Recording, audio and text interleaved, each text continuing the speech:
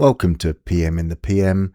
This is the podcast where I take a recent event and I look at how it relates to the ACCA performance management syllabus area. Benefit of listening to these podcasts is you get to experience real-world application of what you're learning. When you're studying performance management, on the whole, the questions that the examiner can ask can fall into one of two groups. They can ask you to evaluate the performance of a manager or a department or an organization. They can also ask you to evaluate how good is the performance measure that is being used to evaluate the manager, the organization, or the department. And it's important you identify what sort of question you're being asked, because if you're asked to evaluate the measure and you start to evaluate performance, you're not answering the question. And quite often in Section C questions, you can be asked both. You can be asked both to evaluate, for example, a manager, and also to assess how good the performance measure is.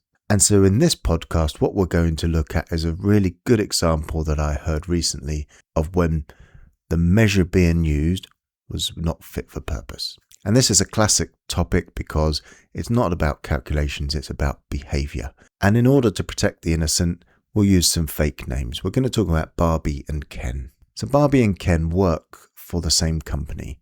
They're married, but they work in different departments. And Barbie's role is she works in key client management. So therefore, her role is to manage relationships with key customers to keep those relationships strong over time. And senior management decide that that department, the client management department, needs a new performance measure. And they want something that's objective, they want something that's easy to track, and they want something that demonstrates that that client engagement is happening. So they introduce a performance measure that each client manager must make at least 20 outbound calls per month. So let's look at this on the surface of things. It sounds pretty reasonable. If a client manager is making calls, then they're making contact with those clients. Having contact with clients is an example of relationship management. And for most of Barbie's department, this measure was reasonable. Some of the staff there had 50, 60, 70 clients. And so this meant that those clients were getting a call maybe every 2 to 3 months, which helped reinforce the relationship. However, there's a problem. Barbie had one client, and it was a very large, a very important client. So Barbie went to her boss and she expressed concern about this. She said, if I call this client every day, I'm actually not going to improve the relationship. I'll damage it. It will annoy them. 20 calls a month is pretty much every working day. But this performance measurement had been imposed from the top down, and she was told that's the measure. Everyone will be assessed on it and you'll have to meet it. After a few months, Ken, Barbie's husband, noticed something a bit strange.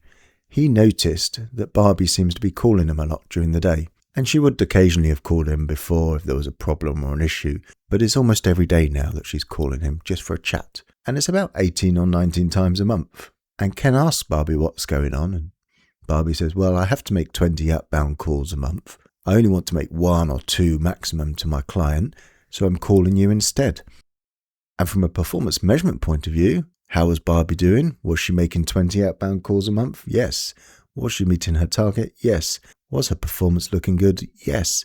And she was actually receiving positive performance appraisals because she was meeting this target. This is a textbook example of dysfunctional behaviour because the client wasn't getting any better service. There were 2 employees now who were spending work time doing non-work things, therefore productivity is falling off, and the company's no better off. Let's take a look at this through the ACCA performance management lens. The issue here isn't that Barbie is lazy, it's not that Ken's distracting her, it's that the performance measure is badly designed. This one focuses on activity, not outcomes. And management has assumed that more calls means better relationships, but maybe they should have asked some other questions. What actually improves client relationships? Does frequency make sense for all clients? And is that measure controllable and relevant? And so instead of introducing a goal congruent behaviour here, what they have done is introduced a measure which has encouraged gaming. Barbie hasn't broken the rules, she's simply optimised her behaviour around the rules. You could be faced with a scenario similar to this in your exam, and it may be helpful to look at it using something like the building block model, or you might even be asked to. So let's look at how we can link it to the dimensions of performance, to standards and to rewards. Let's start with the dimensions. One of the dimensions is innovation, and I don't think this really has a strong position one way or another with innovation. What about flexibility? Well, I think Barbie demonstrated flexibility, but I don't think the organisation did, because when Barbie went to the organisation and said, this performance measure isn't really suitable for my particular scenario, there was no flexibility. She was told, this is the measure, you will be evaluated on it. Resource utilisation, another dimension. I think we can all be in agreement, 2 members of staff having a call pretty much every day about non-work things is probably not best used of resources. In terms of quality, I don't think it would have had an impact one way or the other. Barbie was calling her client and was maintaining that relationship, but probably didn't improve quality maybe from what she was doing anyway. Competitiveness, presumably it would decrease competitiveness compared to other organisations because they're not using their resources well. And profit, it probably had no impact on profitability. But probably where it's more relevant in the building block model is we look at the standards and the rewards. So there are 3 criteria that each standard should have. The standard here was the 20 calls a month. Target should be equitable, achievable, and demonstrate ownership. Let's start with ownership. Barbie rejected this measure straight away. She went to her manager. She did not own this because she saw straight away it was not relevant to her and her particular situation. So it failed in terms of ownership.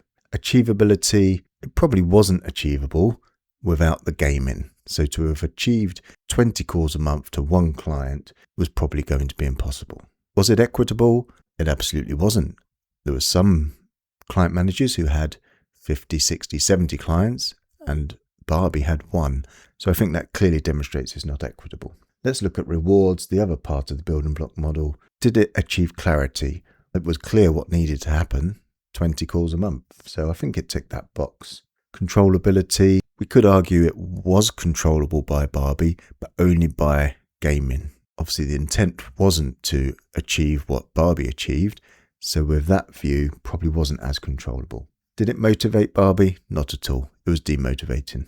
So I'm not saying you have to use the building block model when looking at these, but it's a good framework which helps perhaps structure an answer of a question if you're given some sort of scenario like this where there's dysfunctional behaviour. So if you get an exam question like this, my advice is not to go into rant, not to go into moral judgment. Don't state this is bad management.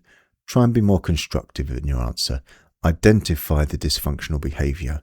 Show that linkage between the measure, the behaviour that is happening as a result of that measure, and the negative outcome that's occurred. And as I just did then, you might want to reference the building block. If it asks you to, you must. If it doesn't, then that's entirely up to you. And then maybe come up with a suggestion of an improvement. And if it asks you for a recommendation, you definitely should. And as the final takeaway, in general, people don't behave how management expects. They tend to behave based on how they are measured and how they're rewarded. And this telephone call performance measure is a perfect illustration of that. Thanks very much for tuning in to PM in the PM.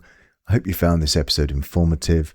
Please leave any feedback in the comments, and also please do share this with any you think will find these podcasts useful. Until next time, this is Richard Guyver signing off.